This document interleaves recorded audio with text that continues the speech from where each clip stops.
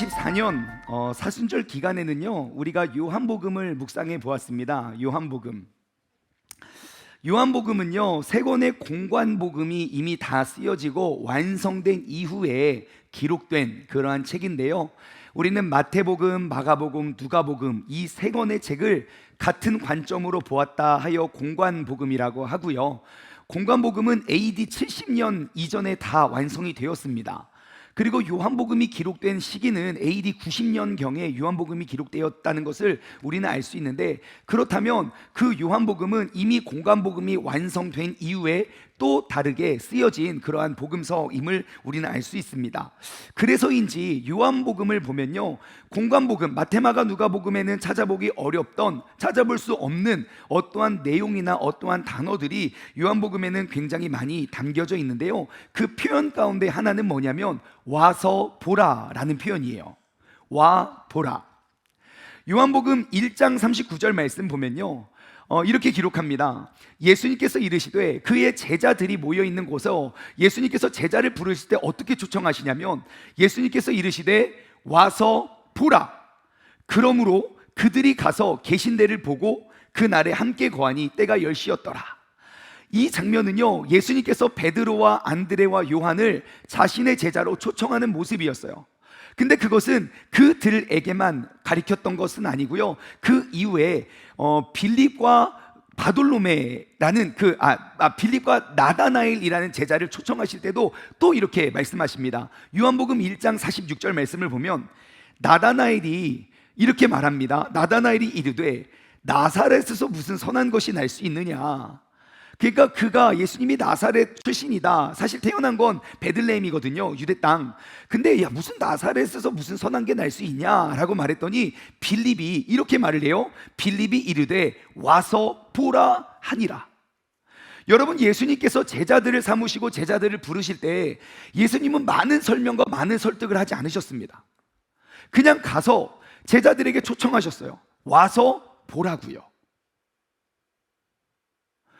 예수님께서는요, 내가 이러한 사람이고 이렇게 하고 앞으로 이러한 계획이 있으니까 너희가 와서 와서 너희가 듣든지 말든지 그렇게 설명한 게 아니고요, 그냥 간단해요. 자신의 삶이 어떠한지, 내가 무엇을 말하고 어떠한 삶을 살아가는지 너희는 그냥 와서 봐라. 그러면 그가 진짜 하나님의 아들인지 아닌지 우리는 금방 알 수 있을 것이라는 것이에요. 그것은 예수님께서 제자들을 초청하는 장면에만 기록된 것이 아니에요. 요한복음 4장에 보면요, 그 이전에 남편이 5명이었던 그 여인 아십니까? 예, 이전에 과거의 남편이 5이었고 지금 사는 남자도 그의 남편이 아니에요. 동거남. 그래서 그 여자가 물을 뜨러 가는데요, 그 여자는 사마리아인이었어요.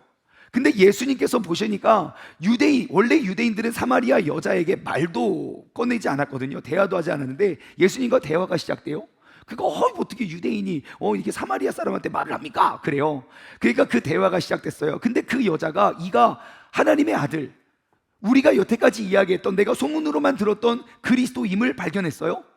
그리고 그 여자가 하는 말이 이렇습니다. 요한복음 4장 29절 말씀을 보면 내가 행한 모든 일을 내게 말한 사람을, 그러니까 내가 이전의 과거, 내가 숨기고 살았던 그 과거를 훤히 들여다보고 내게 말한 그 사람을 와서 봐라.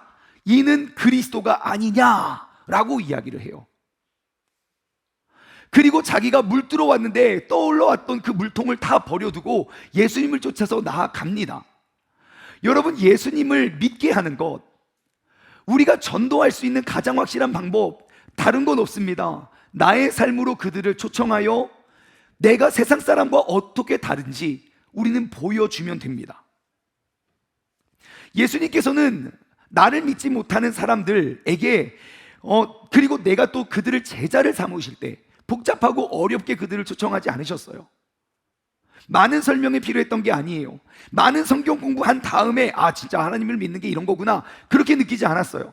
성경에 기록되어 있던 모든 초신자들 역시 그들이 예수 그리스도를 믿게 되는 것은 내가 예수 그리스도에게 나아가서 보니 내가 지금까지 잘못된 삶을 살았다는 걸 확인했고, 그리고 우리가 어떻게 살아가야 되는지 금방 알 수 있게 되었다는 것이에요.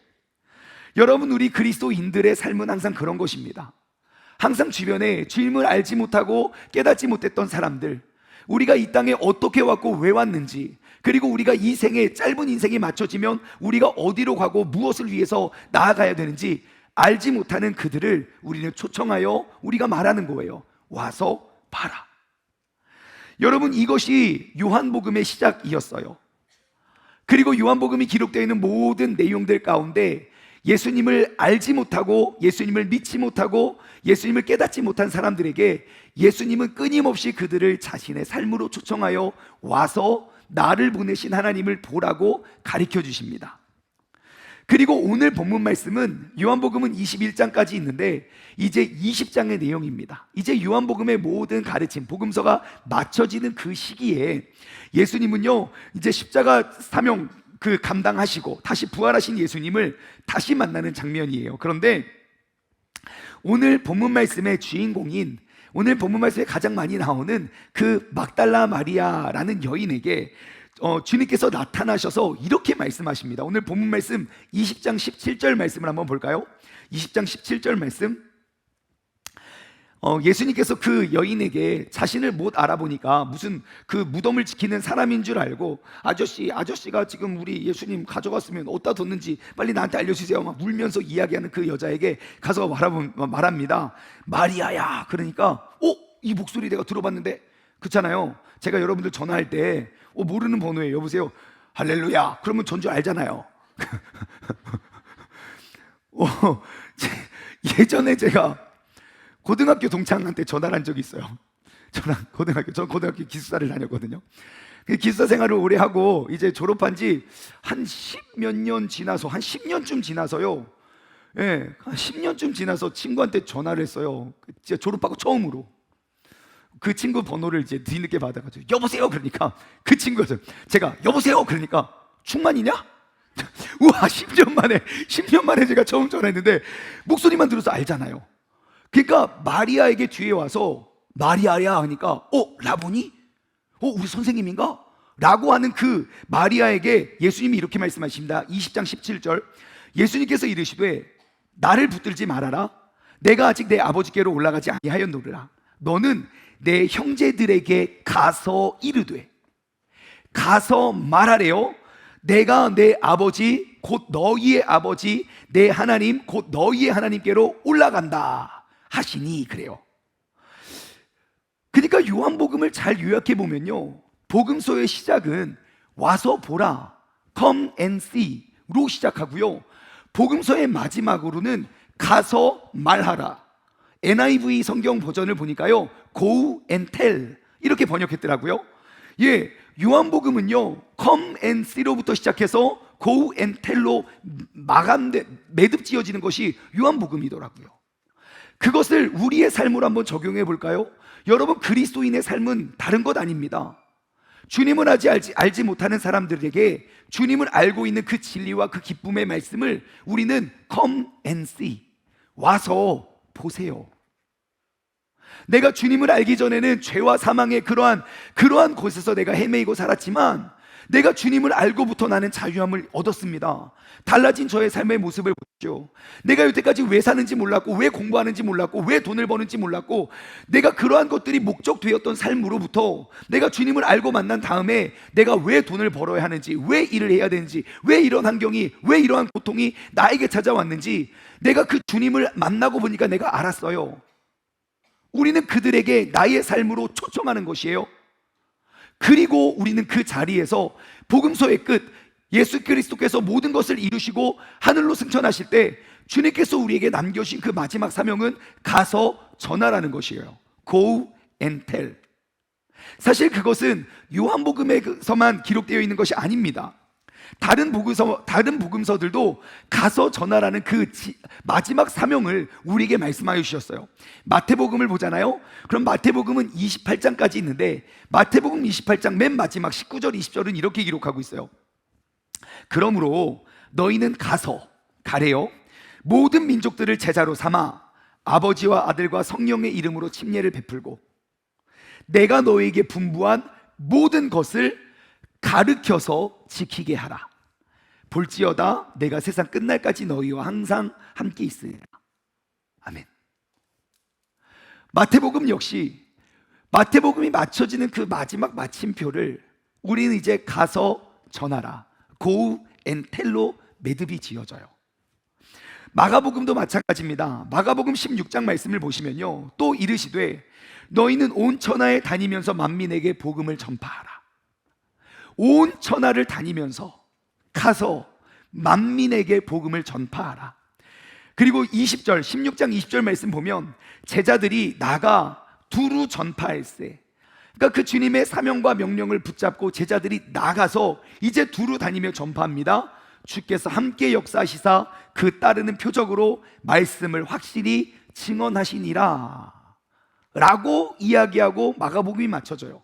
누가복음은 어떤지 아십니까? 누가복음 24장 46절에서 48절 말씀을 보면요, 또 이르시되 이같이 그리스도가 고난을 받고 제3일에 죽은 자 가운데서 다시 살아나신 것과 또 그의 이름으로 죄사함을 받게 하는 회개가 예루살렘에게서부터 시작하여서 모든 족속에게 전파될 것이 기록되어 있으니, 예수님은 이미 죽고 떠나셨다고요. 하늘로 올라가셨다고요. 하지만 예수 그리스도에게로부터 모든 세계에 모든 사람에게 복음이 전파될 것인데, 누가복음 24장 48절 너희는 이 모든 일의 증인이 돼요. 여러분, 우리가 지금 2024년 부활절을 맞이하는 우리가 죽으시고 죽음까지도 이기신 예수님의 부활하심의 증인이 된다면 우리의 사명은 무엇입니까? 가서 전하는 것이에요. 만약에 증인이 증인대에 서서 전하지 않으면 어떻게 됩니까? 한번 생각해 볼까요? 어떠한 사건이 있었어요. 우리가 증인으로 그 자리에 서요. 근데 내가 그 자리에서 아무것도 말하지 않으면 그럼 그 사실이 어떻게 됩니까? 왜곡되거나 변해요. 내가 증인이라면, 증인의 신분으로 그 증언대에 선다면 우리는 가서 말해야 돼요. 내가 무엇을 보고 내가 무엇을 느꼈는지. 내가 만약 그 자리에 서서 내가 묵인하고 가만히 있다면 묻겠죠. 이것이 사실입니까? 거짓입니까? 그러면 사실이 거짓이 될 수 있고요, 거짓이 사실이 될 수도 있어요. 예수님께서 복음서의 시작은 Come and see, 와서 보라는 것에서부터 복음서의 마지막은 Go and tell, 가서 전하라. 여러분, 우리가 세상 가운데 가서 아직도 주님을 알지 못하는 사람에게 나아가 내가 그리스도인 됨과 그리고 예수 그리스도께서 내 삶에 무슨 일을 행하셨는지 내가 가서 전하지 않았을 때 그 하나님의 영광과 성경에 기록되어 있는 그 진리의 말씀이 왜곡되고 변질되는 건 너무너무 당연한 일입니다. 사람들이 자기 식대로 생각하고 자기 식대로 판단하겠죠. 자기가 원하는 대로 해석을 하겠죠.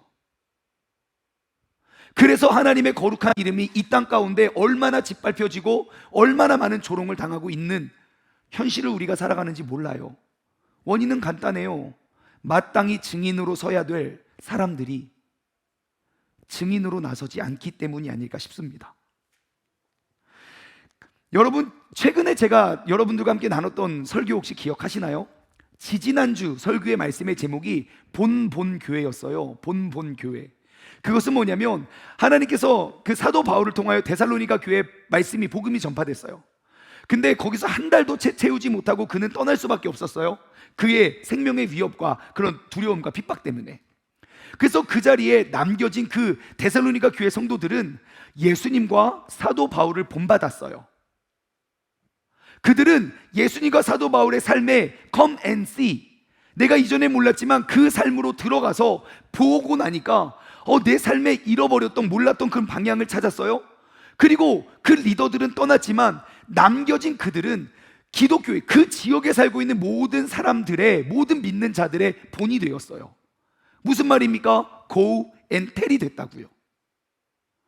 그리고 지난주 말씀 제목은 뭐였죠? 그들이었어요. 그들. 먼저 나오는 그들은 누굽니까? 예수 그리스도께서 내가 부르시고 내가 가르치고 내가 전파한 그들이었어요. 예수님께서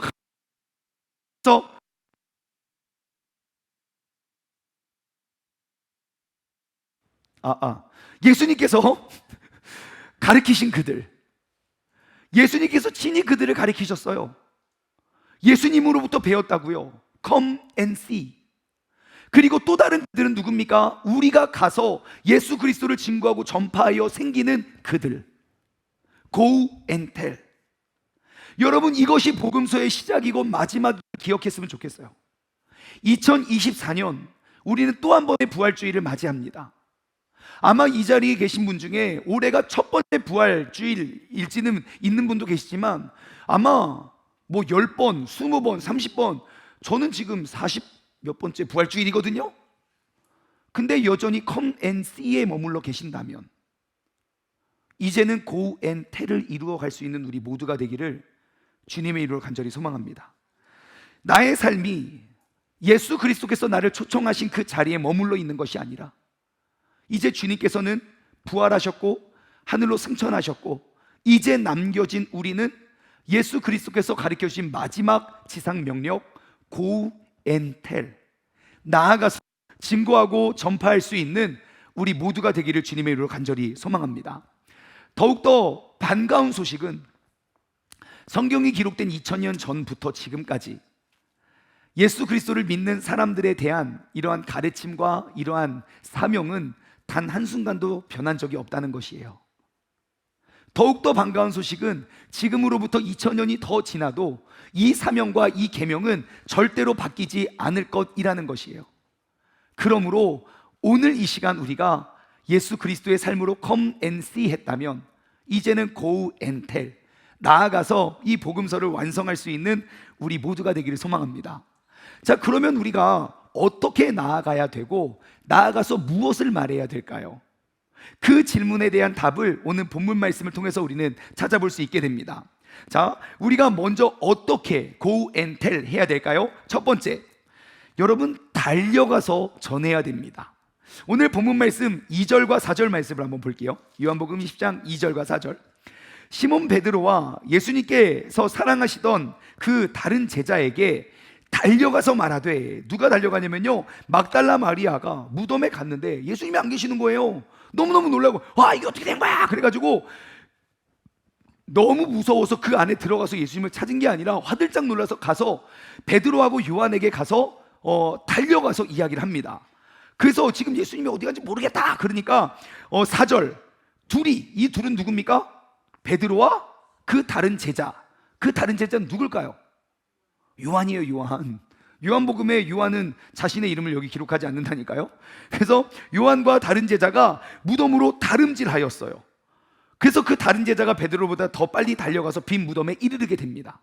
자, 우리가 복음을 go and tell, 우리가 어떻게 나아가야 되는지 아십니까? 여러분, 우리는 이제 달려가야 돼요. 복음서를 비교해서 보시면요, 동이 트기 전에 예수님의 그 부활하심을 이제 가장 먼저 만났던 세 명의 여인이 있어요. 마리아, 마리아, 마리아.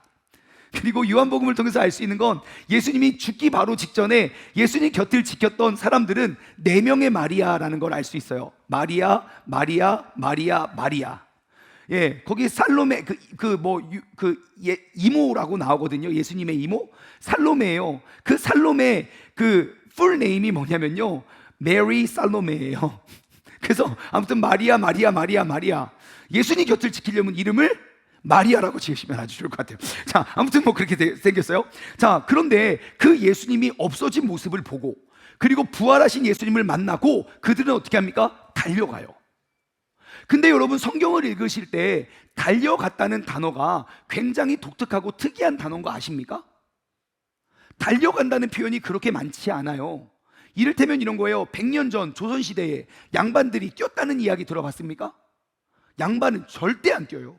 집에 불이 나도 어허 하고 뒷짐지고 걸어간다고요. 천한 사람들이 뛰어다녔다고요.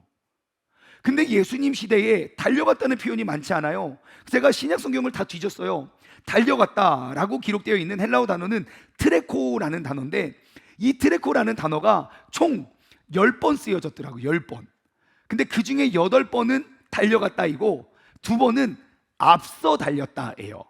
그래서 아무튼 그 트레코라는 단어를 제가 다 찾아보니까 10번 중에 7번이 예수님 죽기 바로 직전과 죽은 후에 이 부활 사건이었어요. 십자가에 달리셨을 때 목마르다 하니까 달려가서 그 웃을 그 해면에 그 심포도주를 적셔서 예수님 위에 댔을 때 그때 달려감을 기록했고요. 그리고 이제 부활했을 때 예수님이 무덤에 아무도 없어 그래서 막 달려가는 거 있어요. 그럼 나머지 세 번은 어디에 쓰여졌냐면, 첫 번째는 마가복음 5장에 보면 예수님이 거라사 지방에 가요. 근데 거기 귀신 들린 사람이 있어요. 그 유명한 군대 귀신이 거기 살았어요. 군대 귀신이 무덤 사이에서 살다가 예수께서 오심을 보고 달려 나옵니다. 귀신 들려가지고 미쳐가지고 우와 옷 홀딱 벗고 우와 나오니까 예수님이 그의 귀신을 내어 쫓아서 2,000마리의 돼지떼가 죽죠. 그때 나온 게 달려가다예요. 또 두 번째는 어디 나오냐면요, 누가복음 15장에 보면 어떤 부자 아버지에게는 두 명의 아들이 있어요. 첫째와 둘째. 누가 사고를 항상 많이 칩니까? 둘째 사고를 항상 많이 칩니다. 네, 여러분 집안에 아들이 둘이 있다면 첫째가 사고를 많이 칩니까? 둘째가 사고를 많이 칩니까? 여러분 집에 딸이 둘이라면 첫째가 사고를 많이 칩니까? 둘째가 사고를 많이 칩니까? 가족마다 다릅니다. 근데 아무튼 누가복음 15장에 나오는 그 아버지에게는 둘째 아들이, 아빠가 뻔히 살아있는데 아빠의 유산을 달라 그래요. 그리고 집을 떠나요. 그래서 아빠가 평생 모아놨던 그 재산을 허랑방탕하게 탕진을 하고 있을 때 아버지는 어디서 뭐하고 있습니까? 그 아들이 돌아오기만을 기다리면서 매일 문 앞에 나와서 그를 기다리고 있어요. 그러다가 어느 날 그 아들이 저 멀리서 오는 거예요. 분명히 나갈 때랑 올 때랑 모습이 달랐을 거예요. 왜냐하면 내가 먹을 것이 없어서 돼지가 먹는 돼지 사료를 주워 먹었거든요.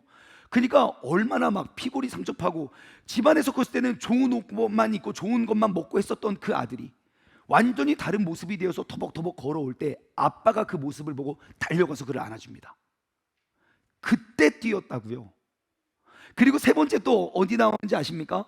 삭개오 나와요. 삭개오. 누가복음 19장에 삭개오가 되게 부자이고 세리장이었는데 예수님이 오신다는 소문을 듣고 내가 궁금해서 보고 싶은데 키가 작아서 사람들 앞에 볼 수가 없으니까요, 앞서 달려가서 그래서 나무 위에 올라가서 예수님을 봅니다. 그러니까 성경을 전체 통틀어서 달려다닌 그런 표현이 많지 않은데 왜 이 마리아와 제자들은 달려갔냐는 거예요. 왜 그랬을까요? 한번 여러분 생각해 보세요. 반대로 여러분의 아들이 집을 떠났어요. 내가 그 아들이 언제 돌아올지 몰라서 매일 낮 밤 그 자리를 지키는데 그 아들이 오고 있다고요. 여러분 걸어가실 분 계십니까? 그 아들이, 잃어버린 아들이 찾아서 되돌아왔는데 달려가죠. 어떻게 달려가겠습니까? 한번 연습해 볼까요? 여러분 잃어버렸다고, 아들을 잃어버렸다고 잃어버렸다고 우리 하진이가 집을 나갔다가 내 집에 돌아왔다고요. 그때 엄마하고 아빠가 어떻게 하겠습니까? 왔냐? 왜 왔냐? 절대 그렇지 않으세요. 모든 부모님은 그러지 않아요. 어떻게 연기를 한번 해보자고요. 여러분은 자녀를 잃어버렸다가 찾았다고. 하나 둘 셋. 그래가지고 우리가 주일날 이렇게 왔잖아요. 그냥 우리가 이게 아니라 우와 죽었던 내 아들 내 딸이 살아서 돌아와 막 이런 거 아닙니까? 그러면 부활하신 주님을 만나기 위한 우리의 발걸음도 그래야 돼요. 우리가 그 주님이 진짜 죽음에서 그친 것이 아니라 죽음으로부터 살아나심을 우리가 알았다면, 그것을 우리가 보고 우리가 느꼈다면 우리는요 그냥 이렇게 나아가면 안 돼요. 어떻게 해요? 이렇게 한번 좀 해주세요 여러분 같이. 우와! 역시 성가대는 리액션이 좋군요. 감사해요. 그렇게 달려나가야 할 줄 믿습니다. 여러분, 복음을 전하는 우리의 발걸음이 무슨 사육장에 끌려가는 사람처럼 전도해야죠 이게 되어서는 안 돼요. 내가 예수님이 그 죄와 사망을 딛고 이겨나셨다면, 우리가 그 사실을 알는다면 우리가 그렇게 할 수 있는 우리 모두가 되기를 주님 이름으로 간절히 소망합니다. 자, 이 트레코의 의미를 우리가 이제 알았다면 여러분, 이제는 우리는 더욱더 힘차게 달려나가 복음을 증거하고 전파해야 될 줄 믿습니다. 본문 말씀을 보면 되게 재미있는 표현이 있어요. 저는 이 사도 요한을 보면 볼수록 이 친구는 아니지만 이분 진짜 웃긴 분이에요. 왜 그러냐면 자신의 이름을 감춘다고 하면서 막 주께서 사랑하시는 제자 막 그래요. 다른 사람은 다 이름을 넣고. 근데 여기서 그치지 않고 제가 재밌는 거 보여드릴게요. 20장 3절 보세요. 2절에 아까 막달라 마리아가 내려와서 그에게 예수님이 없어졌다 그래요. 3절 베드로와 그 다른 제자가 누굽니까? 요한이에요. 요한 나가서 무덤으로 가요. 4절 둘이 같이 뭐합니까? 다름질을 해요. 막 달려가요. 근데 그 다른 제자가 베드로보다 뭐예요? 더 빨리 달려갔다고요. 먼저 무덤에 도착했어요. 와 하면서 막 그러면서 저는 막 이렇게 상상이 돼가지고 야 빨리 와 빨리 와 진작에 막 운동 좀 하지 마 그러면서 혼자 달려갔다고요.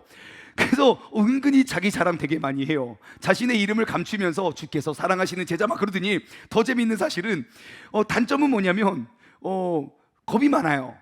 원래 그러잖아요. 지금 제가 이렇게 보니까 베드로는 힘캐예요. 힘 캐릭터 있잖아요. 힘캐.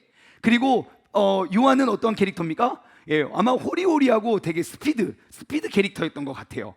근데 그 사람들의 특징은 뭐냐면 5절 구부려서 이제 먼저 도착했어요. 요한이 세마포 놓인 것을 이렇게 구부려서 무덤 안을 이렇게 보니까 세마포가 놓여진 것을 봤어요. 근데 어떻게 됩니까? 들어가지는 아니하였더라. 왜요? 무섭거든요. 가서 제가 먼저 도착을 했는데 어떡하지? 무서워서 못 들어가. 왜요? 무덤 안에서 뭐가 튀어나올지 어떻게 알아요? 그러니까 무서워서 거기서 먼저 가봐야 소용이 없다니까요. 6절 시몬 베드로는 따라와서 이제 베드로가 막 엉기적 왔어요. 무덤에 들어가 보니 먼저 들어가요. 힘들어. 야 뭐야 아무 없어. 너도 와. 지금 이런 장면이에요. 그러므로 여러분 우리가 지금 부활하신 예수님을 맞는 부활주의를 맞았다면 여러분 이제는 우리가 전 세계를 다니며 복음을 증거하고 전파할 수 있는 우리 모두가 되기를 주님을 소망합니다. 여러분 이제는 그 기쁜 소식과 그 기쁜 사실을 우리는 온 천하에 다니면서 우리가 부활의 기쁨을 우리가 증거하고 전달했으면 좋겠습니다. 사도행전을 보십시오. 사도행전은 신약 성경의 유일한 역사서예요. 근데 그 역사의 첫 번째 페이지 1장 예수님이 떠나시는 장면에서부터 시작해요. 예수님이 함께 하셔서 우리를 도와주시는 모든 삶의 현장 속에서 우리를 도와주시는 모습이 아니라 야 이제 나 간다 빠이 하고 가세요. 그런데 그곳에서부터 시작된 그 기독교의 모든 역사를 보십시오. 그들은 예수님 없이도 나아가서 전파합니다. 그것이 오늘 우리가 기억하고 회복해야 할 그러한 모습이 되어야 할 줄 믿습니다. 여러분 이제 달려가서 전파하시길 바래요. 내 주변에 분명히 그 죄와 사망에 내가 왜 사는지, 내가 돈을 왜 버는지, 내가 왜 이렇게 힘들게 견디고 버텨야 하는지 삶의 이유와 목적을 알지 못하는 사람에게 우리가 왜 누가 이 땅을 지었고 왜 우리가 이 땅에 태어났으며 우리가 무엇을 위해 살아가는지 우리가 그들을 초청하여 그들에게 달려가 전달할 수 있는 우리 모두가 되기를 소망합니다. 두 번째, 고우엔텔 우리가 어떻게 가서 전해야 될까요? 두 번째는요, 부활하신 예수님, 즉 죽음을 이기신 예수님을 믿어야 돼요. 그래야 전할 수 있어요. 8절 말씀을 볼까요? 자, 그들이 가서 그것을 보니까 그때야 무덤에 먼저 갔던 그 다른 제자도 들어가서 보고 믿더라 그래요. 여러분 죽으신 예수님을 찾아갔던 여자들은요 부활하신 예수님을 믿지 못했어요. 제자들 역시 예수님이 부활하시고 이제 내일 본문 말씀 계속 보세요. 예수님이 분명 살아나셨는데 살아나심 그 예전에 나 죽었다가 살아날 거라고 말 가르쳐 줬는데 그래도 믿지도 못했어요. 그러니까 걱정하는 거예요. 예수님 어떻게 됐지? 부활하신 예수님 잘 보세요. 부활하신 예수님을 믿지 못하면 절대로 가서 전할 수가 없습니다. 내가 그분을 믿지 못하는데 어떻게 전합니까? 하지만 꼭 기억하십시오. 부활하신 예수님을 믿는다면 가서 전하지 않을 수가 없습니다. 여러분 사람이 죽었다가 살아났는데 그거 혼자만 알고 계실 분 계십니까? 사람이 죽었다가 살아났다고요. 왜? 여러분은 비밀이야. 나만 알고 있어야지. 우리만 살아났다. 여러분 그럴 수가 없어요. 예수 그리스도의 죽으심과 부활하심이 내가 그것을 믿는다면 우리는 입으로 전하지 않을 수가 없어요. 너무너무 놀랍고 신비해서. 반대로 나는 왜 이 부활주의를 드리고 예수님을 믿는다고 말하면서 왜 나는 가서 전하지 않을까요? 한번 돌아보세요. 나는 부활하신 예수님을 진짜로 믿고 있는가? 아니면 믿는 척하고 있는가? 여러분, 우리가 전하기 싫어서가 아닙니다. 내가 진짜로 그것이 예수님의 죽으심과 부활하심이 실제라면 우리는 감출 수가 없을 거예요. 2024년 우리는 이 부활주의를 맞아서 부활하신 예수님을 우리가 달려가 그를 발견하고 우리가 그를 전하고 증거할 수 있는 우리 모두가 되기를 소망합니다. 그렇다면 어떻게 우리가 그 부활하신 예수님을 믿을 수 있습니까? 아주 간단합니다. 예수님께 달려가서 보면 돼요. 말씀을 찾아가서 물으면 돼요. 그들이 기대했던 건 지금 예수님이 살아나셨냐 안 살아나셨냐 몰라요. 그들이 기대했던 건 무엇입니까? 예수님이 일단 없어졌다는 거예요. 뭔지 모르기 때문에 가서 확인하는 거예요. 여러분, 그리스도인의 삶은요, 뭔지 모를 때는 가서 물어야 돼요. 하나님이 진짜 계신지, 나에게 말씀하시는 것이 무엇인지 모르기 때문에 우리는 매일매일 약속된 말씀을 통해서 우리는 물어야 돼요. 내가 오늘 하루 어떻게 살아야 될지 모르기 때문에 물어야죠. 매일매일 하나님의 말씀을 찾아서 우리가 묻는 걸 전문 용어로 두 글자로 뭐라고 합니까? 묵상이라고요. 큐티. 그래서 우리가 큐티를 하는 거예요. 내가 모르기 때문에 묻는 거죠. 여러분은 생각해 보세요. 성경은요, 구약과 신약으로 기록되어 있어요. 구약과 신약은 이전에 했던 약속, 새롭게 한 약속이에요. 기록된 말씀은 온통 하나님의 약속이라고요. 그러면 약속의 관점으로 한번 생각해 볼게요. 여러분, 요즘 제일 잘생겼다고 생각하는 연예인이 누굽니까? 김수현이요. 김수현. 그 뭐죠? 눈물의 여왕인가? 김수현 여자친구 있던데. 예, 김수현으로 갑시다. 자, 김수현이 어느 날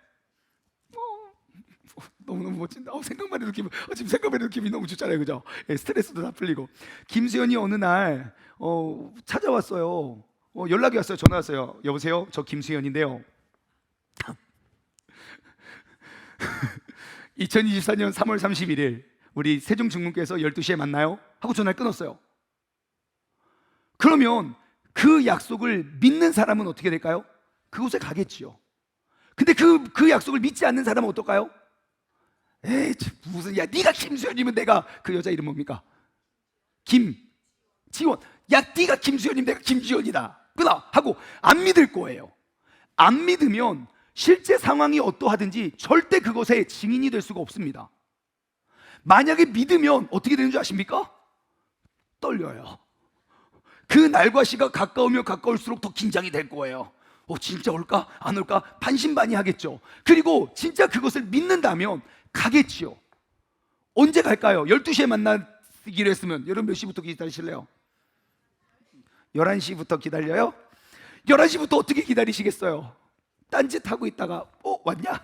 아니에요. 어디서부터 오나? 뭐 타고 오나? 어떻게 오나? 계속 기다릴 거 아닙니까? 그러다가 시간이 점점 다가와요. 막 심장 박동이 점점 빨라져요. 안 오겠지? 진짜. 근데 진짜 오는 거 아니야? 오면 어떡하지? 나 무슨 말 하지? 그게 약속을 믿는 사람의 태도 아닙니까? 예수님이 부활하셨다고요. 근데 여러분은 어떻게 나아오셨고 어떻게 나아가시냐는 거예요. 우리가 그 부활하신 예수님을 알고 믿는다면 지금 내 눈앞에 펼쳐져 있는 이런 문제와 아픔과 어려움들은 아무 문제가 되지 않을 것이에요. 우리가 매년 왜 부활주의를 기억합니까? 주님께서 우리에게 허락하신 그 약속을 우리가 다시 한번 기억하기 위함입니다. 여러분, 예수님의 제자들을 보십시오. 예수님, 부활하신 주님을 알고 만난 그들은요, 하지 말라고 해도 할 수밖에 없었어요. 예수님을 믿는 대가로 그는 모든 고난과 핍박을 당했다고요. 땅을 파면서 지하 21층을 파면서 신앙생활을 했다고요. 그래도 내가 본 것을 내가 묵인함으로 혹은 거짓으로 내가 그것을 포장할 수가 없었어요. 여러분, 그것이 우리의 믿음이고 우리의 삶이 되어야 할 줄 믿습니다. 우리가 2024년 부활주의를 맞아서 새롭게 다짐했으면 좋겠어요. 주님, 이 약속의 말씀의 모든 것을 내가 가서 go and tell, 가서 전하는 사람이 되겠습니다. 땅 끝까지 이르러 증리될 수 있는 그 약속의 주인공 되겠습니다. 먼저는 내 가족에게, 나아가서는 내 이웃에게, 나아가 내 직장 동료와 내 학교 친구들에게 내가 끊임없이 내가 바라보고 내가 믿는 그 사실을 내가 두둔하거나 감추는 것이 아니라 내가 감출 수 없는 그 사실을 내가 증거하고 전파할 수 있는 우리 모두가 되길 소망합니다. 자, 그러면 우리가 무엇을 가서 전해야 될까요? 가서 무슨 말을 합니까? 일단 가긴 갔어요. 달려갔어요. 그 다음 무슨 말을 합니까? 18절이에요. 자, 그래서 그 막달라 마리아가 갑니다. 달려가서 뭐라고 말하냐면요, 막달라 마리아가 가서 제자들에게 뭐라고 합니까? 내가 주를 보았다 그래요. 내가 주를 보았다. 자, 예전에 막달라 마리아는 예수님 알고 있었어요. 그리고 뻔히 안다고 예수님 죽는 거 다 봤다고요. 그리고 그 예수님이 살아나셨다는 이야기가 전에 들은 소문이 아니에요. 가서 뭐라고 말하냐면요, 내가 주를 보았다 그래요. 여러분, 우리는 말씀으로 하나님 만날 수 있거든요. 근데 말씀을 사모하는 자는 그 하나님을 반드시 만날 수가 있어요. 그런데 왜 우리가 그 말씀을 사모하는 자, 우리가 왜 그 주님을 보지 못하는가? 잘 생각해 보세요. 살아계신 주님을 우리가 보고도 믿지 못하는 이유. 여러분, 제가 신앙생활하면서 이제 제 마음속에 떠나지 않는 질문 한 가지가 있었는데, 그 지금도 고민하고 있어요. 뭐냐면, 왜 지금 대한민국 기독교 역사가 가장 오래되고 가장 깊이 있고 가장 넓은 때거든요. 대한민국 역사에 1,000만 명의 그리스도인이, 대한민국은 기독교 국가예요. 1위가 기독교라고요. 그렇게 많은 사람들이 믿고 지금 기독교 역사가 140년이 됐어요. 근데 문제는 무엇입니까? 시간이 흐르면 흐를수록 그 복음에 대한, 말씀에 대한 삶이 점점점 가까워지는 게 정상인데 점점점 멀어진다고요. 근데 그게 멀어짐의 시기를 보면 언제 그러냐면요, 한 대 한 대 대를 물려갈 때 물려갈수록 믿음이 감소가 아니라 진짜 추락이에요. 한번 여러분 생각해 보세요. 여러분들과 여러분 자녀, 누가 신앙생활 더 열심히 합니까? 만약에 나보다 내 자녀가 맨날 교회를 너무 하나님 사랑해서 내가 못 살겠어요, 그거 되는 집안입니다. 100%. 진짜 나보다 내 자녀가 하나님 더 사랑하면 하나님께서 그를 복을 안 주실 수가 없다니까요. 근데 대부분 보십시오, 우리의 자녀들 다 어디서 뭐 하고 있습니까? 자, 그러면 왜 기독교 일대는 그렇게 열심히 하는데 왜 대를 이어가면 이어갈수록 이렇게 믿지 못하는 걸까? 저희 부모님의 예를 들어볼게요. 저희 어머니는요, 처음 주님을 만났어요. 그 전에는 뭐 예수님을 안 믿는 집안이었어요. 근데 그 주님을 봤어요. 내가 살아계신 예수님을 만났어요. 그러니까 그 사실을 내가 감추거나 숨길 수가 없었어요. 살아계신 하나님을 증거할 수밖에 없었어요. 왜냐하면 나는 그 하나님이 내 삶에 찾아오셔서 인격적인 만남이 이루어졌으니까요. 그래서 교회에 와서 예배를 드려요. 저희 외할머니, 그렇게 예배를 드리고 있는 소녀를 찾아와서 우리 집안의 구원을 위해서 기도해줘서 고마워 라고 하지는 못할 망정 예배 드리고 있는 그 소녀의 머리끄댕이를 자꾸 질질 끌고 갑니다. 그럼 포기해야 되는 거 아닙니까? 근데 왜 포기할 수 없나요? 그것이 나의 예수님이고 나의 하나님이기 때문이에요. 내가 그 주님의 계획을 보았다. 다음번에 또 교회 가요. 그럼에도 불구하고 다음번에는 기름통 들고 왔대요. 기름통. 네가 믿는 교회 내가 불태워버린다고. 그래놓고 저희 어머니를 또 끌고 가가지고 네가 믿는 예수 내가 죽여버린다고, 그 십자가, 나무 십자가를 놓고 도끼로 찍어버린다고. 빡! 근데 그 십자가 옆에를 찍었대요. 그럼에도 불구하고 왜 가서 교회 가서 예배하고 기도하고 그렇게 했을까요? 내가 부활하신 주님을 보았기 때문입니다. 근데 문제는 무엇입니까? 우리의 자녀들은요, 하나님을 보려고 하지 않고요, 들은 하나님을 믿어요. 내가 보지 못하고 듣기만 했으니까 믿기가 쉽습니까? 어렵습니까? 당연히 어렵죠. 한번 생각해 볼까요? 여러분, 우리 집에 황금알을 낳는 거위가 있는 거 아십니까? 저 아무도 안 믿는데. 여러분, 우리 집에 진짜 황금알을 낳는 거위가 있어요. 지금 아무도 안 믿죠. 지금 말도 안 되는 일인 것처럼 그러죠. 그래서 제가 우리 김선희 지사님을 초대해서 우리 집에, 지사님 와세요. 오세요. 쩔뚝쩔뚝 왔어요. 다리를 다치셔가지고 와가지고 갔는데 진짜 있는 거예요. 대박! 우와! 뿅! 우와! 뿅! 우와! 봤어요. 그리고 제가 말했을 때 우리 집 황금알을 낳는 거위가 있어요. 그리고 지사님 보고 왔어요. 그 다음 지사님은 어떻게 말할까요? 제가 갔는데요, 있어 진짜 있더라고요. 그렇게 말할까요? 어머머머머, 나 진짜 목사님 집에 갔는데 있잖아, 내가 다리를 부러져가지고 막 쩔뚝쩔뚝 갔는데 진짜 있었어. 너무 신기해가지고. 그렇게 말하지 않을까요? 그게 본 사람과 들은 사람의 차이예요. 우리가 예수 그리스도를 달려가서 봤잖아요. 그럼 우린 절대 지금처럼 전도하거나 지금처럼 살지 않을 거예요. 내가 진짜 봤다면, 내가 봤는데 그걸 어떻게 감출 수 있겠습니까? 하지만 김선희 지사님이 보고 아무리 이야기를 해봤자 사람들이 듣고 말하잖아요. 야, 그랬대. 야, 가서 봤다더라. 진짜인가 보다. 끝이에요. 근데 그 사람이 가서 진짜 또 봤어요. 뿅! 우와! 그러면 또 달라질 거예요. 여러분, 한번 나의 믿음을 점검해 보십시오. 나의 하나님을 나는 본 사람입니까? 들은 사람입니까? 예수님을, 그 부활하신 예수님을 본 사람은요, 대박! 예수님 진짜 살아나셨어! 와! 이렇게 전할 거예요. 근데 들은 사람은요, 야, 부활하셨대. 부활하거나 말거나 나랑 뭔 상관이야 지금. 우리의 모습을 한번 돌아보았으면 좋겠어요. 여러분, 한번 자문해 보십시오. 나는 예수님을 본 사람입니까? 들은 사람입니까? 부활하신 예수님을 믿지 못하면 절대로 가서 전할 수가 없습니다.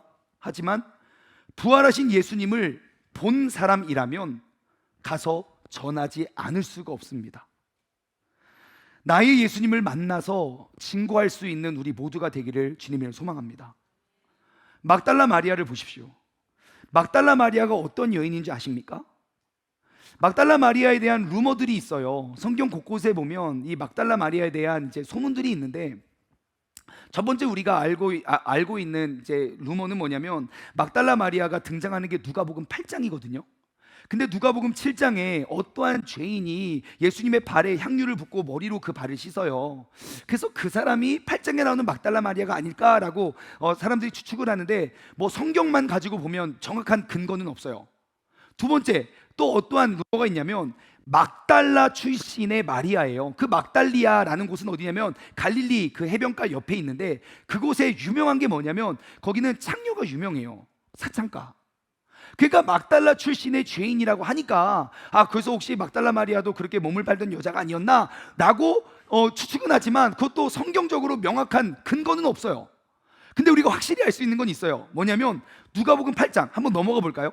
여러분, 누가복음 8장. 그래서 성경책 가지고 다니면 재밌어요. 누가복음 8장 1절부터 3절 보시면 성경이 기록하고 있는 그 막달라 마리아가 확실히 어떠한 사람인지 우리는 알 수 있어요. 누가복음 8장 신약성경 103쪽인데요 1절부터 볼까요? 그 후에 예수님께서 각 성과 마을에 두루 다니시면서 하나님의 나라를 선포하십니다. 그래서 그 복음을 전하실 때 12제자가 함께 있었고, 그러니까 예수님께서 온 동네를 두루 다니면서 전파할 때 거기에 12명의 제자들이 함께 사역했어요. 근데 거기에 예수님의 12제자만 있었던 게 아니라 그림자처럼 늘 따라다녔던 사람들이 있었어요. 2절, 또한 악귀를 쫓아내심과 병 고치심을 받은 어떠한 여자들, 곧 7 귀신이 나간 자 막달라인이라 하는 마리아와, 그래요, 헤롯 청지기 구사의 아내 요한나 수산나 다른 여러 함께 있어서 자기들의 소유로 그들을 섬겼더라, 그래요. 그러니까 우리가 알 수 있는 건 뭐냐면 막달라 마리아는 어떠한 사람이었을까? 내가 전에 귀신에 들려서 몸이 많이 아팠던 사람이었던 걸 알 수 있어요.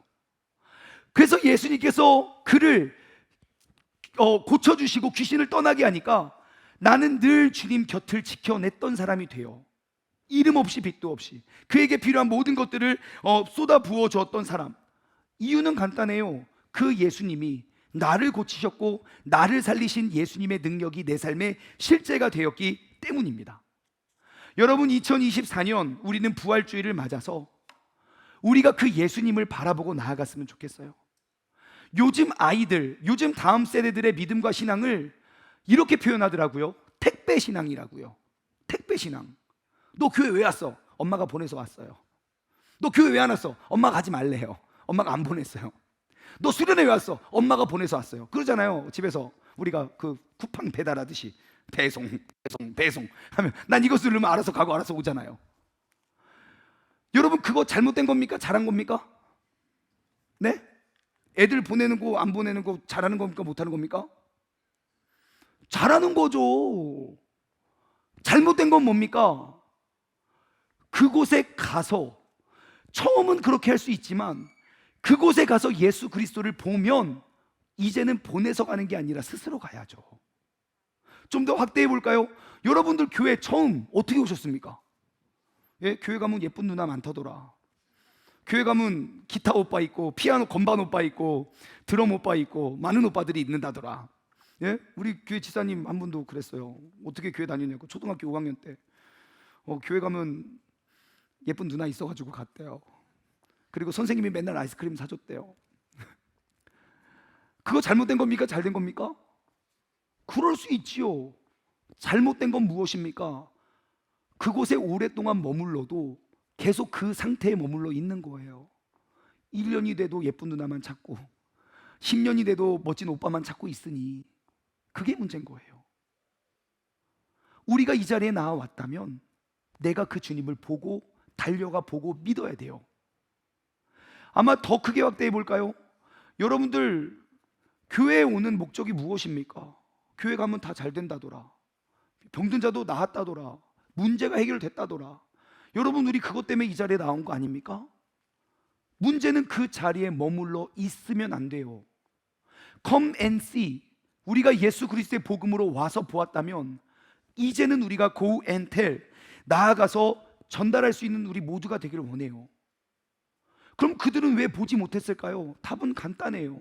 이 자리에 있는 우리가 처음 주님을 알고 온 그들에게 진정한 그리스도인의 삶의 모습을 보여주었는가? 그러지 못했는가? 내가 교회에서 하나님 그리스도인으로서 살아가는 것과 내가 가정에서 살아가는 모습이 똑같은가 다른가? 그것을 보면 우리는 알게 됩니다. 여러분, 이제는 우리가 보여주고 가르칠 수 있는 우리 모두가 되기를 주님을 간절히 소망합니다. 제가 적용을 드리면요, 여러분, 우리가 여기서 부활의 기쁨을 그냥 말로만 끝내는 것이 아니라 이제는 우리가 진짜 나아가서 전했으면 좋겠어요. 그 중에 일환으로 여러분, 진짜 내일 아침 새벽 예배 때 우리 다 한번 같이 모입시다. 아니, 세종중문교회를 하나님이 계획하고 세우셨다면 그냥 우리가 와서 커맨시에서 머무르는 게 아니라 진짜 1부 예배도 이만큼 있었거든요. 더 많았거든요. 2부 예배 있죠. 3부 예배 있죠. 우리가 다 같이 모여서 주님께서 계획하시고 세우신 그 날 우리가 다 같이 모여서 하나님께 예배드립니다. 그거보다 더 귀한 생일 선물이 어디 있겠습니까? 돌아오는 금요일날 저녁에 한번 모여보자고요. 매주 금요일 밤 여러분 뭐 하십니까? 아, 힘들어! 집에서 여러분 그래서 피곤이 막 다 풀리고 막 기쁨이 충만해지셨습니까? 절대 그렇지 않아요. 주님 앞에 한번 나와보세요. 내가 그냥 들은 하나님 말고 내가 본 하나님이요. 남들이 보내서 오는 거 말고요. 내가 그 하나님께 진짜 가서 알기 위해서 나와서 매달려 보자고요. 엊그저께 정말 기적적인 24시간을 보냈어요. 정말로 아침 6시부터 다음날 6시까지 쉼없이 예배드리고 쉼없이 기도했다고요. 여러분, 그때 그 새벽에 여러분 사람들의 표정을 아십니까? 하루 종일 예배드리고 기도하고 그 표정 정말 피곤해 보이는데요, 다 해같이 빛이 나요. 우리가 말로만 혹은 시켜서의 하나님이 아니라 이제는 내가 달려가서 본 그 하나님을 우리가 믿고 증언했으면 좋겠습니다. 2024년에 부활주의를 맞았어요. 이제는 come and see에 더 이상 머무르지 마십시오. 이제는 go and tell. 그 부활하신 예수님, 나의 예수님을 가서 증거할 수 있는 우리 모두가 되기를 주님을 간절히 소망합니다.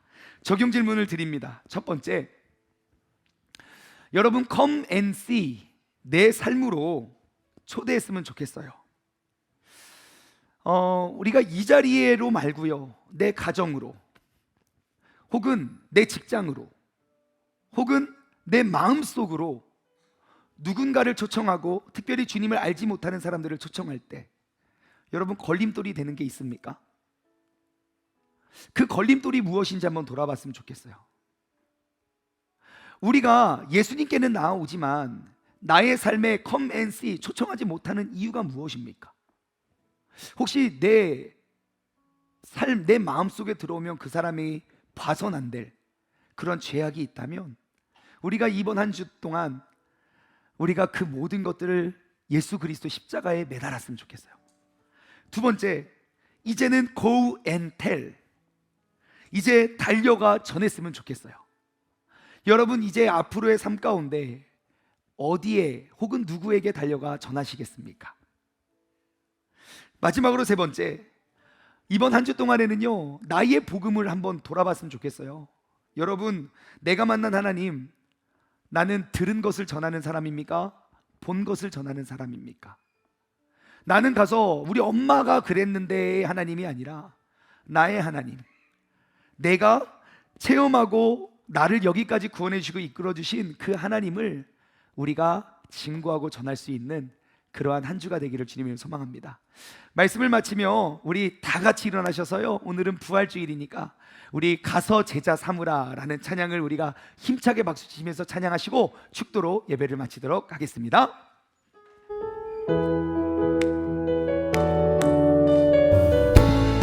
갈릴리 마을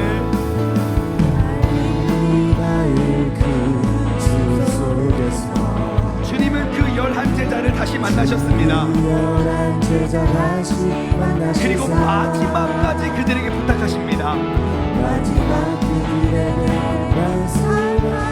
너희들은 가서 세상으로 가라. 왜 가냐고요? 가서 제자 삼고 세상의 많은 사람들을, 세상의 모든 영혼들이 누구에게 달려있습니까? 내게 달려나니 가서 제자 삼으라. 나의 길을 가리켜라. 내가 너희와 항상 함께하리라. 2절로 고백할까요? 지금도 우리 주님 찾아오셔서 찾아오사 어두워져가는 저 세상 바라보며, 저 세상 바라보며 마지막 우리에게 부탁하십니다. 여러분 가서 세상으로 가세요.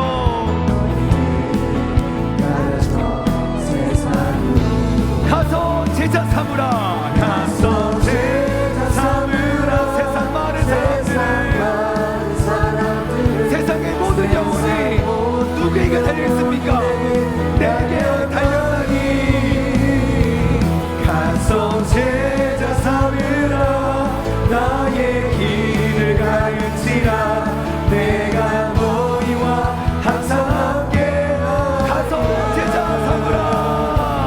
가서 제자 삼으라. 세상 많은 사람들을, 세상 모든 영혼이 내게 달려나니 가서 제자 삼으라. 나의 길을 가르치라. 내가 너희와 항상 함께하리라. 기도하겠습니다. 하나님 아버지 감사합니다. 우리가 지금껏 이 자리에 모여서 우리가 함께 예배 드릴 수 있는 이유는 주님께서 죄인이었던, 아직 죄인 되었던 나를 주님께서 택하여 come and see, 나를 초청하여 주님의 삶으로 우리를 불러주셨기 때문입니다. 그리고 우리가 이 자리에 모여서 하나님의 말씀을 묵도하고 또 묵상하고 나누고 하나님의 약속을 우리가 기억함으로 이제는 우리가 가서 전할 수 있는 사람이 되길 소망합니다. 오늘날까지 나의 믿음과 나의 신앙생활이 그냥 come and see에서 머물러 있지는 않았나 우리가 돌아보고 2024년 부활주의를 맞아서 이제는 우리가 go and tell, 가서 전할 수 있는 곳까지 이르게 하여 주옵소서. 지금까지 나의 믿음 생활과 나의 신앙생활이 누군가가 전달해 준, 누군가가 보내주고 누군가가 시켜준 들은 하나님이 아니라 듣는 하나님이었다면 이제는 내가 살아계신 그 예수님을 직접 바라보고 체험할 수 있는 사람들 되게 하여 주옵소서. 하나님, 이 자리에 아직 인격적으로 주님을 만나지 못한 사람들이 있습니다. 혹시 그러한 사람들이 있다면 여러분, 오늘부터 말씀을 한번 삶으로 적용해 보십시오. 하나님의 말씀을 우리가 삶으로 실천하며 살아갈 때 세상 속에서 얼마나 많은 큰 갈등과 어려움이 있는지 모릅니다. 그 갈등 속에 내가 세상을 잡으면 나는 인격적으로 하나님을 만날 수가 없습니다. 하지만 그 갈등 속에 내가 말씀을 붙잡으면 세상 속에서 수많은 갈등이 쌓여지지만 그 갈등을 통하여 나와 함께 하시는 주님을 만날 수 있기 때문에 하나님, 오늘 이 시간 이 자리로부터 우리가 말씀을 내 삶의 거울로 삼아 말씀을 내 삶으로 적용하고 실천할 수 있는 우리 모두가 되게 하여 주시옵소서. 이제는 우리 주 예수 그리스도의 은혜와 아버지 하나님의 무한하신 사랑하심과 성령님의 교통하심이, 우리는 come and see에 머물러 있었던 우리의 삶이 이제는 go and tell로 나아가길 소망하는 사랑하는 우리 세종중문 가족들 머리 위에 이제로부터 영원토록 함께 하시길 간절히 축원하옵나이다. 아멘.